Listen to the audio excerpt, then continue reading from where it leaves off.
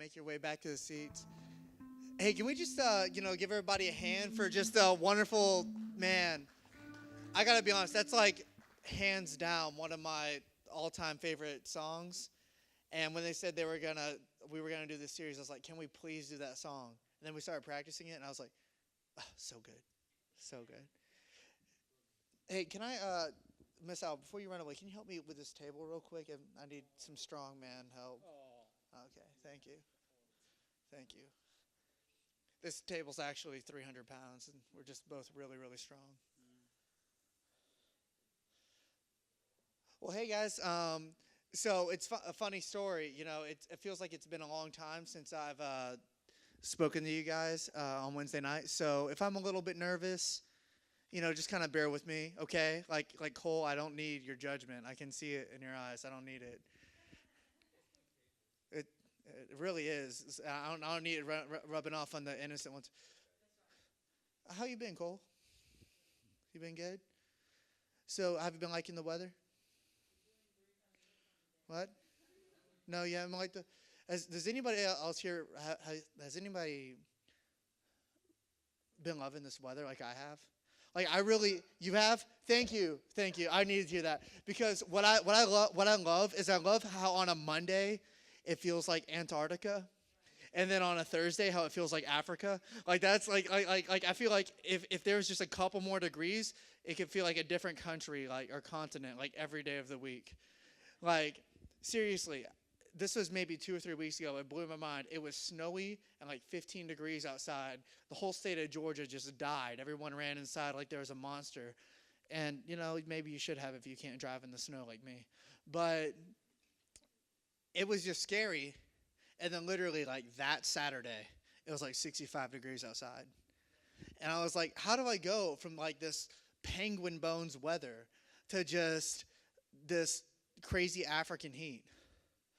And that's kind of an exaggeration, but like to be real, but to be real, I don't know, like I was actually in Africa this summer, and we did this really cool. Our church is actually a part of really spearheading this ministry called Hope for Burkina Faso, and so many cool things happened over there. If you guys get a chance to go over there and do it, like you really should. And for me, I was really excited to go to Africa because, I always wanted to go to like Africa and India. And I was like, God, I don't know, that's a lot of money. Should I go? Should I not go? Should I stay or should I go now? I just been watching Stranger Things and, it's stuck in my head. But so I decided that, hey, you know what? I'm just going to go. And I get there and it's amazing until it isn't. See, well, I don't know, maybe you can't tell, but I'm what dermatologists call morbidly pale, and yeah, well, yeah, I'm sure you can relate. But when you're as pale as I am in Africa, you have to wear the right kind of clothes. You have to wear sun reflecting clothes and like hats and all this like get up to make sure that you don't literally die. So I'm standing out there and I'm playing baseball with the kids and I'm having a good time. And I'm like, you know what? I'm getting hot. I'm going to take off my special shirt that keeps you cool. I'm going to take off my hat. And I was out there for 40 minutes and I'm like, I'm not feeling good, guys. And the doctor that was there was like, yeah, you got heat exhaustion. You need to just cool it. So in like 30 minutes, I think it was a record, I got like heat stroke.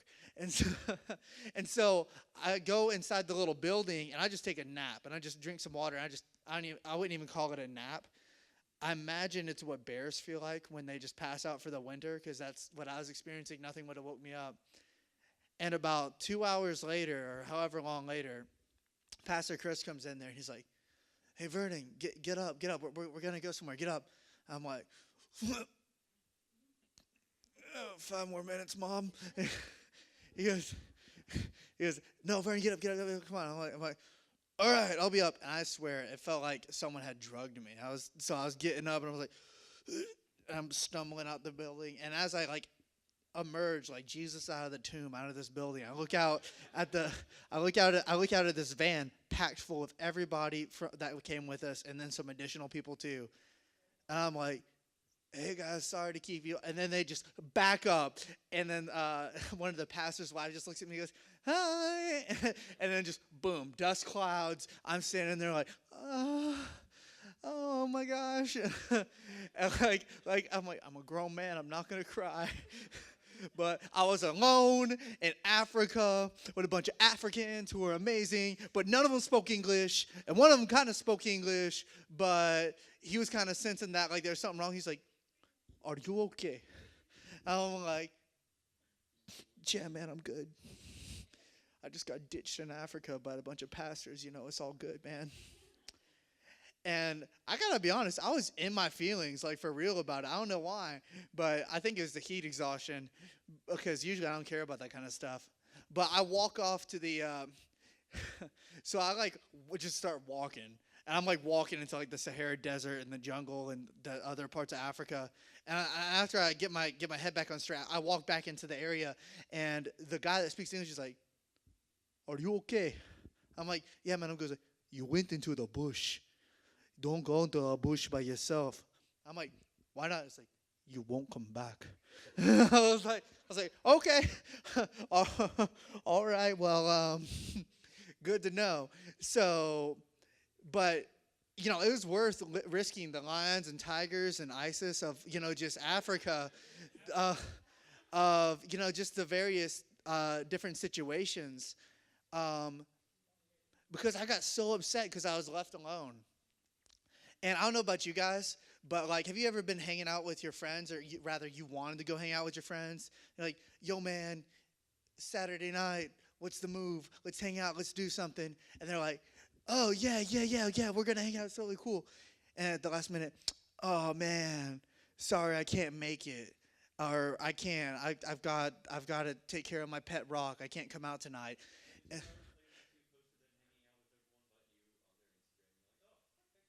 Well, not necessarily their Instagram, but you're on the right line of thought. I like what you're thinking. So then you're just kind of, about 3 hours later, you're scrolling through Snapchat stories, and you have a mutual friend. This little sneaky person wasn't smart enough, and she's posting videos of them having a good time at Six Flags, shaking hands with, like, Bugs Bunny and all the good Six Flags things. And you're like, and later on, you're like, what happened? They're like, we only had 2 tickets and we didn't want you to feel left out. So this never happened to me. It's a totally hypothetical situation.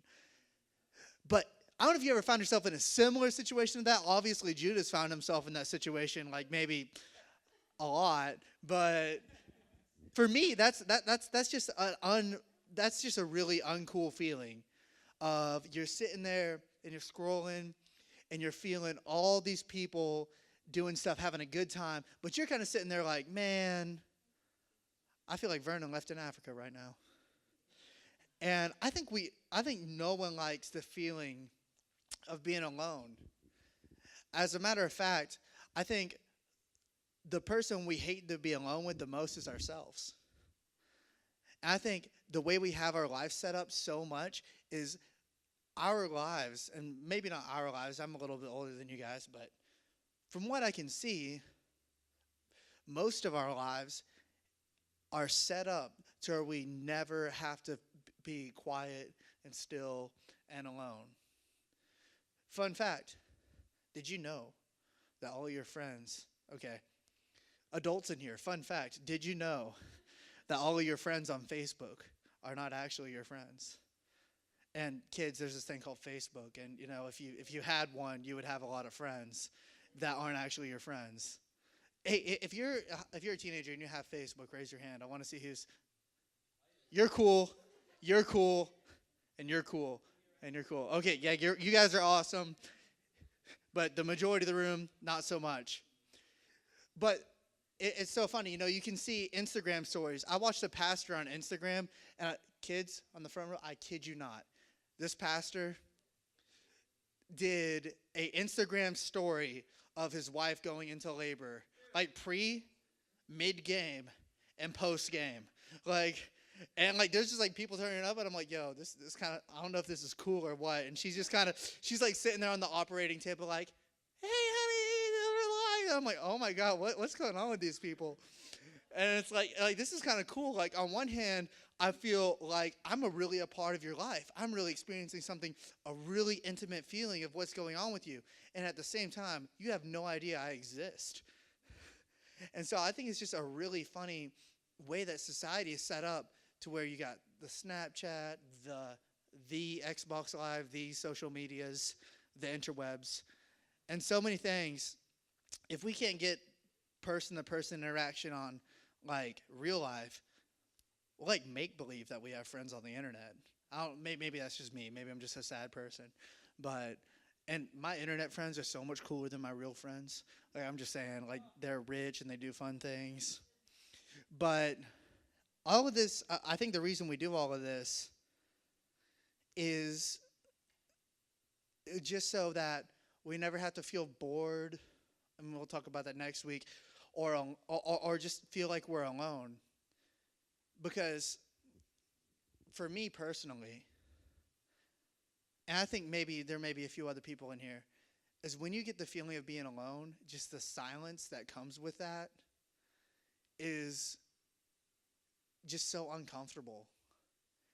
And it's really no fun to have to just sit there and, think about not even bad things, but just like what's going on, and you're just kind of sitting there. And not everybody experiences this, but some people have a thing when they sit down and they get alone and there's not an Instagram video, there's not another person talking to them, there aren't people on Xbox Live that they can talk about their moms to, about how bad their mama is, you know what I mean? Then they lose their mind. As a matter of fact, I was talking to Misael about this, and he's like, "Yeah, Vernon. I mean, if I'm not on the interwebs, if I'm not watching, TV or something, I hate to just be alone because I'm just a sad person. Isn't that right, Misael? Yeah, that's what I thought. So we didn't actually have that conversation. I just know that to be true. But all of that stuff, that's just white noise.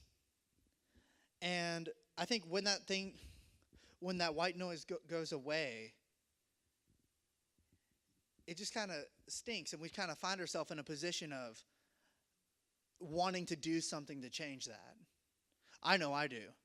When we got snowed in on last Wednesday, we couldn't have service. I couldn't leave the house, and Danny's dad actually came by the house. I live at Chris's house.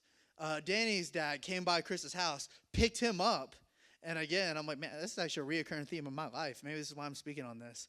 And I'm just like sitting at home cooling, and I'm like, okay, well, I guess I'll shovel the driveway or something. I'm just like, I guess it's Netflix today. And I sat there for no less than 5 minutes. I started getting the shakes, man. I'm like, oh, man. Can I talk to somebody? Can I do something? Can I do yard work? No, I can't do yard work. It's cold outside. Can I clean the house? No, I'm not going to clean the house. And I just, I was like, I got to find something to do because I just can't sit here alone like this. It's going to drive me nuts. And so what I actually started to do for a second, and luckily Chris rescued me. He gives me calls like, hey, later you want to go to the gym? I'm like, the gym? Yeah. You can't tell, but that's one of my favorite things. And so I'm like, let's do that. But before he called me, I'm just kind of sitting at home. I'm like, well, I guess I'll just kind of pray for a minute. And I had a pretty good little devotional time. And that made me think about what we're talking about tonight. Is like when we find ourselves in situations where no one's really around, the people that we expected to be there aren't there, and we just feel kind of lonely inside. And not like this deep, sad loneliness, but you're just kind of like, oh, I wish someone else was here. Well, I think Jesus talks about being in those kind of situations. Or, as Jessica would say, what did Jesus done? And if you look at in Luke chapter something or rather, it's going to come up on the screen. Luke chapter 5:16, it said, Jesus often withdrew to lonely places and prayed. See, the thing about a lonely prayer, I'm not sure what that is. But a lonely place is other versions of the Bible call it different things. But Jesus knew. I think Jesus knew something about life. I think Jesus knew something about how to get the most out of life, and I think he knew that it's important for us to be alone sometimes. And I think he knew that what he had to do was um, to get alone with God. Because what I believe, and this may sound, if this is something you deal with, if this is the issue you have, you may not agree with this, but I feel like loneliness, you know, it can really be a gift, and this is going to come up on the screen. Loneliness can be your friend when it forces you to be alone with God. And if you're a type of person that said, okay, Vernon, I hear that you're saying, yeah, loneliness can be your friend when it forces you to be alone with God. Right. Of course you'd say that. You're a guy speaking at church with a microphone. Of course you're going to say loneliness, alone with God. Yeah, I get it. Okay, whatever. What I'm saying is maybe you don't believe me on that. Or maybe you believe me like, hey, you know what, Vernon, that's good for you. That's good for Miss Janie. That's good for Jessica and Joni, Chris, all the other, all the holy people in here. That's good for that's good for Cole and Miss Al. I was kind of mean to them earlier, so I'll be nice now. Yeah, that's good for the really godly people in here. But for me, maybe you've even tried to, just kind of alone. You're kind of feeling lonely, and you tried to open up your Bible, and it was just, nah, it didn't really change anything. Well, maybe, and that doesn't have to stay up there. Maybe if we kind of change what we're looking at. Because let me say this, that oftentimes we feel lonely and we're thinking, okay, I can get the social media, or you even try to do what I just said, you even try to pray to God, and maybe you feel good for a little while, you put on some worship music, you feel good, you turn it off, you lay down to go to sleep, you pull up Instagram, start scrolling, looking at what other people are doing, you're like, man, I'm still just sitting here by myself. Well, that's because loneliness isn't a problem you can fix. It's really a hunger that wants to be satisfied. You see, there's no amount of people, there's no amount of good times. Last time I spoke here, we talked about, Selena Gomez, and she would have these big concerts. And you hear about these rock stars all the time. They'll have these concerts, huge thing. There's a rock star named Chris Cornell. He was huge on the 90s. And again, there's maybe 5 people in the room who knows who that is. But he had the biggest concert of his life. He'd been out of the show business game for a while, had this huge concert, tons of people screaming, "We love you, oh my God, you're amazing." He's rocking out doing what he loved to do. And then he went to his hotel after the concert, sold out massive Times Square arena or whatever it was, and he took his own life.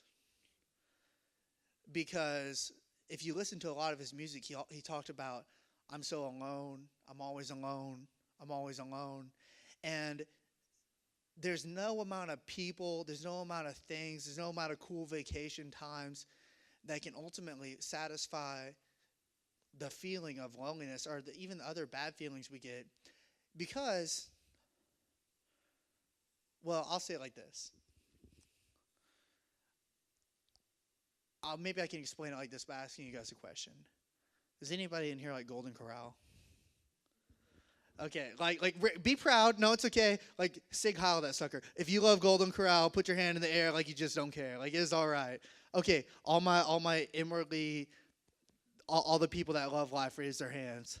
Okay, let's shift that to buffets of any kind. Chinese buffets, Brazilian steakhouses, seafood buffets, Thanksgiving when your mom makes a whole lot of food, just when you eat. Okay, so then pretty well everybody in here, there is a time period where you eat and you eat and you eat, and by the end of it, your pants are unbuckled and you're kind of laying back and you can't even see straight, and you're like, oh God, Ugh, man, I'm never. Oh man, I'm not gonna eat for like a week. Oh, I'm sorry, Jesus. That was a lot of gluttony. And do you not be like 3 hours later? Hey guys, you want to get ice cream? Or like later that night, you're like, man, I thought I didn't eat all the Doritos. Where are the Cheetos at? You know? And just a couple hours earlier, you thought you would never want food again in your life. That's kind of how the internal hungers we have are too. And loneliness is one of those that you can't fix it because it's always hungry. It's always hungry. It's like a hungry, hungry hippo. You know, it keeps on eating those little balls, and then as soon as it's got all its little balls, more little balls come out. So I loved Hungry, Hungry Hippo as a kid. So what? So what do we do? Well, I think what we need to do is we need to fix our focus. See, I think there are activities that we can do that feed, that make that hungry, hungry hippo just hungrier. For instance, if you're into nutrition, I'm kind of into nutrition. Again, you couldn't tell, but I'm kind of into it, okay? Cut me some slack. Um, and what I know to be true is if you eat junk food and you eat junk food and you eat junk food, you don't like the taste of vegetables.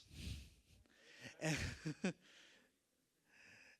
well, you know, maybe, well, Judy, you're just weird. But, no, I'm just kidding. We love you. Oh, we love Judah here. No, he's the best.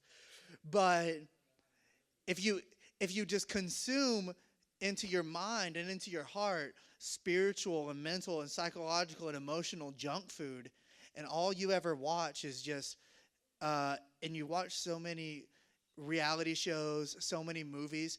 I kid you not, you could be watching like Cars or Finding Nemo or like some Disney movie. I don't really watch animated movies, but the last one I watched, it was like there were like these two little cartoon characters, and they were like catching heavy feelings for each other. And I'm like, this is made for like 6-year-old kids. How are you gonna be catching feelings off of like a Disney, of a Pixar, like Toy Story, and like the Andy's in love with the little Miss Bo Peep like character. And I'm like, what are they gonna do? Make little toy children? Like that's not gonna happen. What's going on here? I don't know. So from just the, so they're just, it's not necessarily even junk, but they're just things in this life that by default, without even trying, our focus is automatically gonna go to things that are gonna make us more unhappy in the long run. And when we feel lonely, and when we feel like, you know, man, I'm just kind of ditch, I'm just kind of sitting here. And if you're feeling like me on a snow day or in Africa or on a day where I'm sick, a sick day, or in my case, it seems like pretty much any day that ends with the word day, then you're going to be, then you're going to find yourself wanting.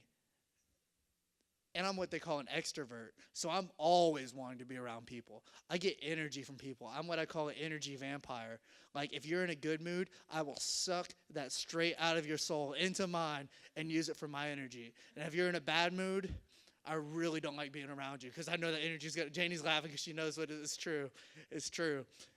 And so, and you guys see me around here. I'm hyper. I'm energetic. I'm that way because, and when there's no one else around, I can't be that way.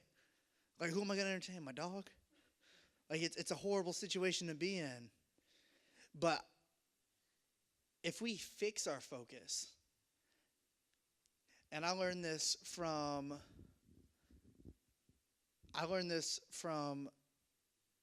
just life in general. Brian, I'd like to pull you up here. I want to teach y'all a lesson about fixing your focus. Yeah, Brian, you don't get a choice. Okay. All right, Brian, I want you to come stand over here. All right. Now, I want you to lift one foot up. All right. No, lift it up high, nice and high like that. That's right. Don't let old Vernon beat you on balance. All right, let's see how long you can hold it. Okay. Do you know what the difference between me and Brian were just then? That. But I've fixed my focus. Okay, Brian, I want you to look at the clock where it says 7:43. I want you to stare at it like it's a hot cheeseburger right now, okay? All right. Now I want you to slowly lift your foot up. Well, yeah, get a little, don't stand that wide out. All right, lift your foot. Keep staring. All right. Go ahead, do it again. Lift your foot up high. See how much more balanced he is when his focus is fixed? All right, everybody give Brian a round of applause. That's great. Good job, Brian.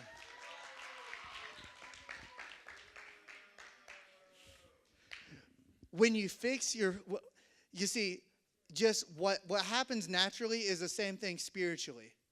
When we just by default just kind of look around, just whatever's in front of us, we start to go in the direction that's going to lead to a fall.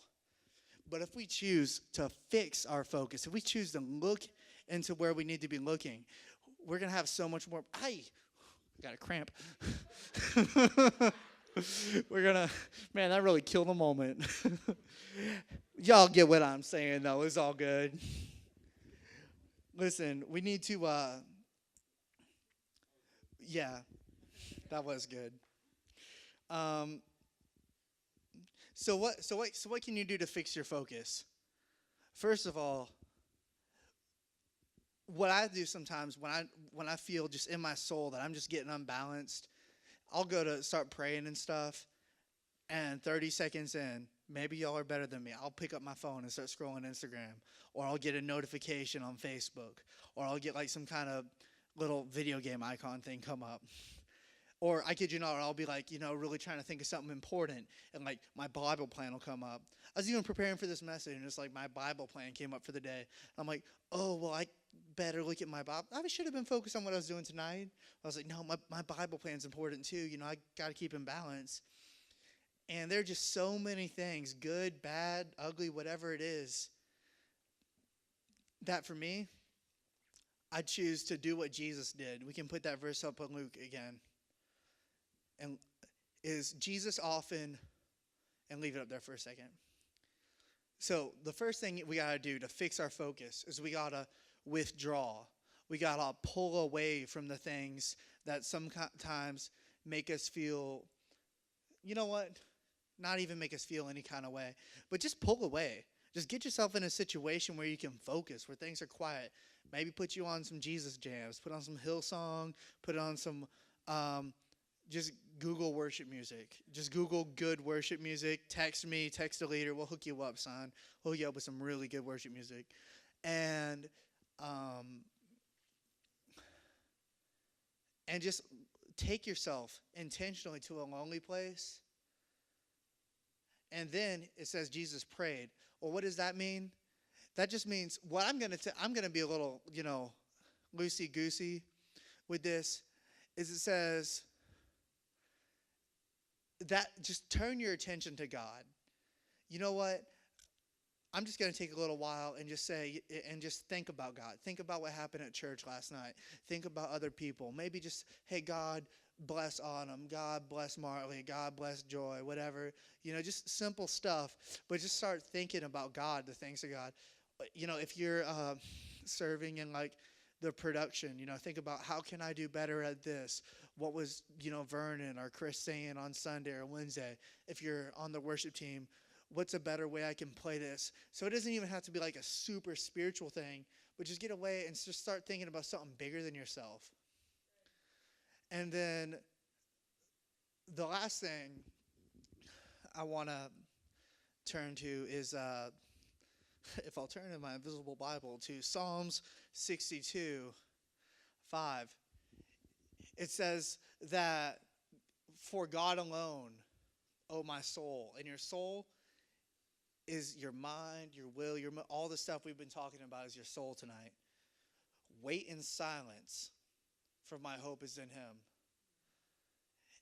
And guys, like I said, we got to turn the white noise down, because if we want to have hope in God, instead of just shakiness, instead of that unbalancedness that like Brian was doing, if we want to have the kind of hope, we want to have an exciting life, can you imagine if instead of drawing your energy like Vernon does, if instead of being an energy vampire from all your friends, from social media, and trying to pull all your energy and all your hope from that, what if you got it from God? And if you've ever done this, then you know what I'm talking about. It's a totally different thing. Because there's another verse that says, there's a lot of verses. I'm trying to think of a specific one. But there's one verse that says, God, it's to you that I turn, because in you my soul is satisfied. And in that verse it says, you can leave that up there. It says, for God I wait in silence, for my hope is in him. So the band's going to start coming back up and getting ready to close out the service with some worship and stuff. But I want us to begin to think about, when they start to play, what is the thing that God's talking to me about tonight? I would encourage you, every service you come to, there's at least one thing that God's trying to tell you. God's real, God's alive, and he's trying to speak to us, and he doesn't want us to just come to church to hang out. He wants to really, do something in our lives. So, what God wants to do is communicate something to your heart. What are some areas, what are some white noise things that I can turn down? And what are some things that are just clawing at my attention, that are just trying to get me confused? Because here's what I've come to find out is, when we push the white noise away, and when we focus on God for his hope, for his energy, for his filling, the things that we used to think gave us clarity don't.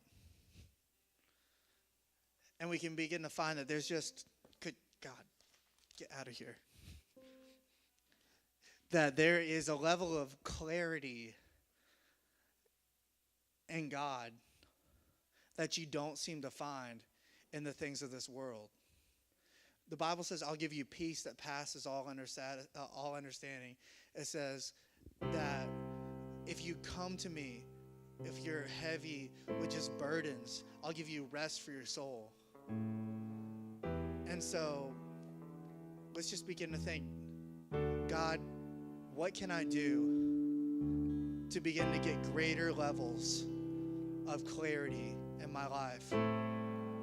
And if you've been in church for any amount of time, you know that the answer is, God, I want to put you first. How can I turn down white noise? How can I fix my focus? I know that I will never be satisfied trying to fill a hunger that just keeps getting more and more, but the more I try to feed it. I know it's just a hungry, hungry hippo, and no matter how many little balls that hippo eats, it's just going to keep getting hungrier. So God, how can I fix my focus? And Jesus, I believe that when I'm alone, that you can be with me more than when I'm around other things. So what we're going to have is, we're going to have an opportunity. If you want to sit, if you want to stand, or you want to stay in your seats, please no talking or anything like that, or looking at your phone. But let's just take an opportunity and just pretend. If you want to just close your eyes, pretend you're at your house, or you're on your couch, or you're in your bedroom. And you know what? I'm alone right now, and I'm just going to push into God. And before I try to seek the things of this world, before I try to seek the reward and the filling from my friends or other energy that can provide, God, I'm going to seek you first. So I'm going to pray, and they're going to start playing. And let's just really go into that. God, I thank you for letting us be here tonight. God, I pray that your presence would just be here right now, God, that we be aware of your presence, God. God, we believe that you're already in this place, God. God, we believe that your presence is already here, God, that you're here to fill us up, that you're better satisfaction than anything this world could provide. And God, I pray that our hearts and the understanding of our minds, God, we broaden, God, and that we understand what you want to do with us. And Jesus, right now, we just choose to close our eyes, God, and seek you.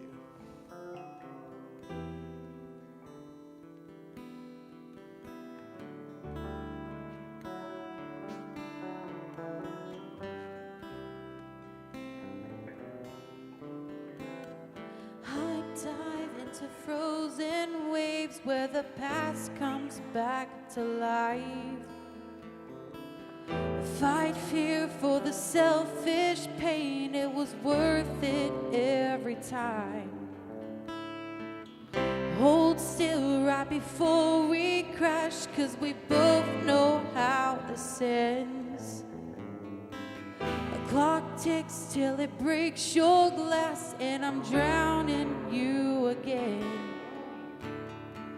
'Cause you are a piece of me I wish I didn't need, chasing relentlessly. Still fight and I don't know why. If our love is tragedy, why are you my remedy? If our love's insanity, why are you my clarity?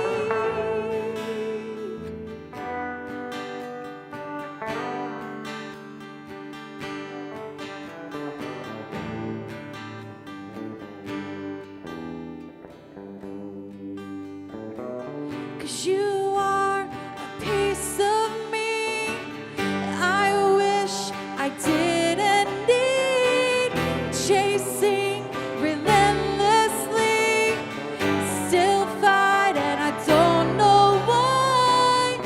If our love is tragedy, why are you my remedy? If our love's insanity, why are you my clarity? Oh, why are you my clarity?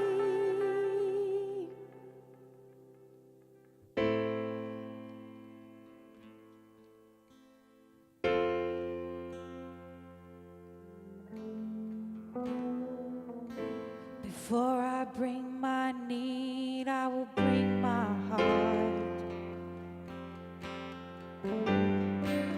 Before I lift my cares, I will lift my arms. I want to know you, I want to find you in every season, in every moment. Before I bring my need, I will bring my heart and seek you first.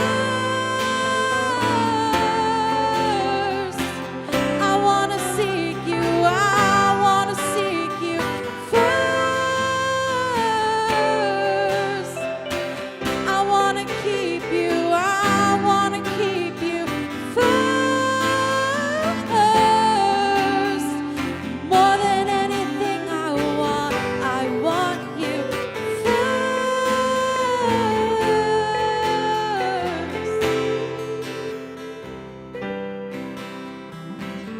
Before I speak a word, let me hear your voice. And in the midst of pain, let me feel your joy. Oh, I want to know you, I want to find you in every season, in every moment. Before I speak a word, I will bring my heart and seek you first. I want to seek you, I want to seek you first. I want to keep you, I want to keep you first. More than anything I want you first.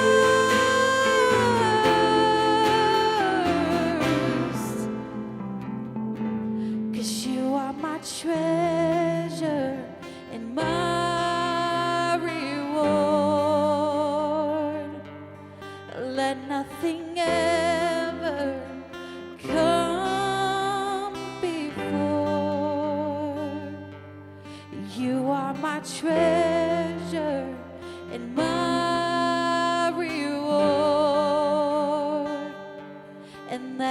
nothing ever come before. I seek you first. I want to seek you. I want to seek you first. I want to keep you. I want to keep you first. More than anything I want you first.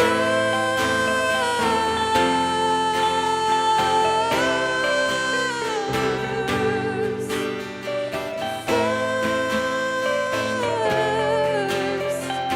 I want to keep you. I want to keep you first. I want to seek you. I want to seek you first. More than anything I want you first. Oh, I want you first. I need you first, Jesus.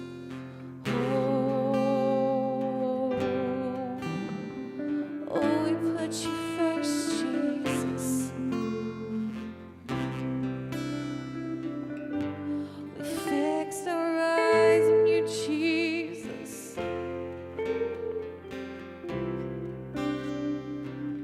We fix our eyes on you, Jesus.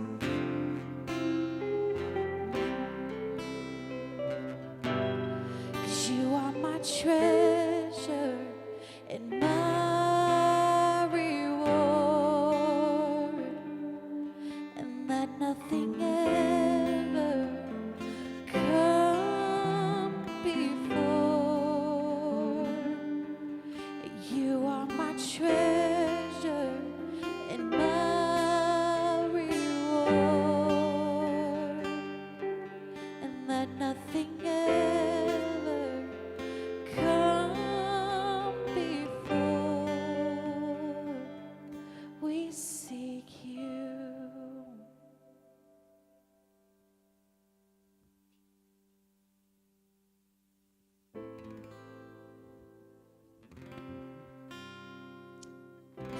Hey guys, if you want to just, we'll just keep the lights how they are right now.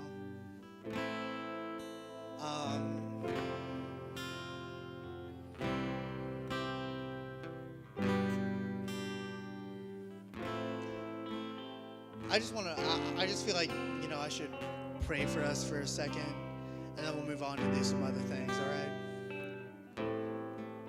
God, just thank you for what you want to do in our lives, God. God, I pray just like Jessica was singing, God, in every area, God. God, for every student, God, for all the leaders, God, for everyone in this room right now. God, that we learn to begin to seek you first in every situation, in every moment, God. And God, we thank you, God, that just 2018 is going to be so much bigger and so much better than what 2017 was. So God, we just choose to walk into that with excitement, God, and excited about what you're going to do, and excited that the things you're going to do are so much bigger than anything we've ever seen yet. Amen. Hey guys, so if we want to come up on the lights, it's great. Hey, so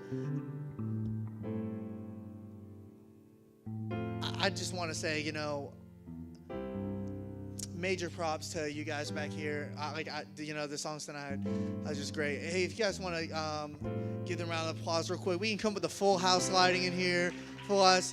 Hey, listen, I'm so glad for everybody that came out tonight. Listen, I didn't get to see you guys last week.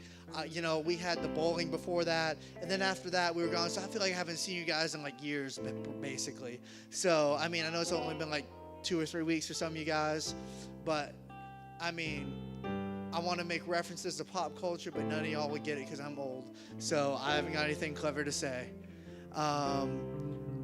But, it's just great. So, hey, listen, if you want to, we're gonna transition right now into our small groups. So as we know, the middle schoolers will be back in the children's area, Miss Joni, and the high school girls will be back here in the VIP room. High school guys in here. Hey, listen, if you're interested in going to Winter Jam, like, let us know. Like, we want to know as soon as possible. Don't come up to us like day of and be like, hey, are you guys going to Winter Jam? Because we'll say, not with you, Mr. Miss. Wait till the last minute. Nah, we won't. But it would just really be great if you let us know. Let us know ahead of time. So, hey, you know what? It's going to be great. And we look forward to seeing you guys next time. So.